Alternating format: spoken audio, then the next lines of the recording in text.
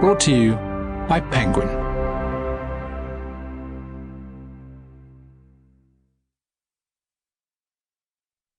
The Mind is Flat. The Illusion of Mental Depth and the Improvised Mind. Written and read by Nick Chater. Prologue. Literary Depth, Mental Shallows. When we claim to be just using our powers of inner observation, we are always actually engaging in a sort of impromptu theorizing. And we are remarkably gullible theorizers, precisely because there's so little to observe and so much to pontificate about without fear of contradiction. Daniel Dennett. At the climax of Anna Karenina, the heroine throws herself under a train as it moves out of a station on the edge of Moscow. But did she want to die? Various interpretations of this crucial moment in Tolstoy's great masterpiece are possible. Had the ennui of Russian aristocratic life and the fear of losing her lover Vronsky become so intolerable that death seemed the only escape? Or was her final act mere capriciousness, a theatrical gesture of despair not seriously imagined even moments before the opportunity arose? We ask such questions, but can they possibly have answers? If Tolstoy says that Anna has dark hair, then Anna has dark hair. But if Tolstoy doesn't tell us why Anna jumped to her death, then Anna's motives are surely a void. We can attempt to fill this void with our own interpretations, and we can debate their plausibility.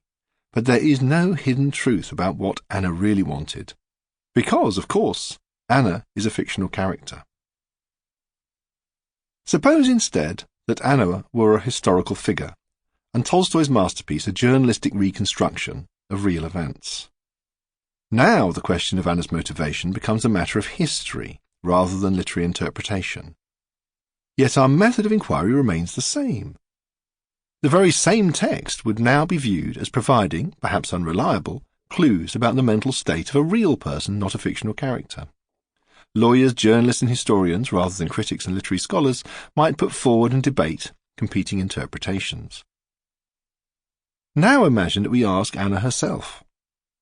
Suppose that Tolstoy's novel was indeed an account of real events, but the great steam engine slammed on its brakes just in time.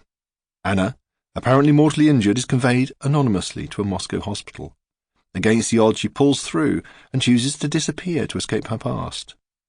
We catch up with Anna convalescing in a Swiss sanatorium. As likely as not, Anna will be as unsure as anyone else about her true motivations. After all, she too has to engage in a process of interpretation. Considering her memories, rather than Tolstoy's manuscript, she attempts to piece together an account of her behaviour. Even if Anna does venture a definitive account of her actions, we may be sceptical that her own interpretation is any more compelling than the interpretation of others. To be sure, she may have data unavailable to an outsider. She may, for example, remember the despairing words, "Vronsky has left me forever," running through her mind as she approached the edge of the fateful platform. However, any such advantage may be more than outweighed by the distorting lens of self-perception. Our interpretations of our own actions seem, among other things, to assign to ourselves greater wisdom and nobility than might be evident to the dispassionate observer. Autobiography always deserves a measure of scepticism. Might we get closer to Anna's true motivations if we ask her not in hindsight, but at the time?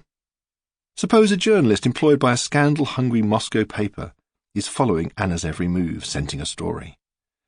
He leaps to save Anna from falling to her death, only to brandish pen and notepad with the words, "Now, Miss Karenina, tell me a little about why you decided to launch yourself into oblivion." This strategy seems unlikely to succeed, to put it mildly, and a discreet query of, "Miss Karenina, I perceive you're about to leap to your death. Perhaps you could spare a couple of moments to answer this short questionnaire," seems equally doomed to fail. There are two opposing conclusions that one might draw from this vignette. The first possible moral is that our minds have dark and unfathomable, hidden depths. From this viewpoint, we cannot expect people reliably to be able to look within themselves and compile a complete and true account of their beliefs and motives. Explanations of behaviour, whether from observers or participants, and whether before, during, or after the event, are partial and unreliable at best. Sample complete. Ready to continue?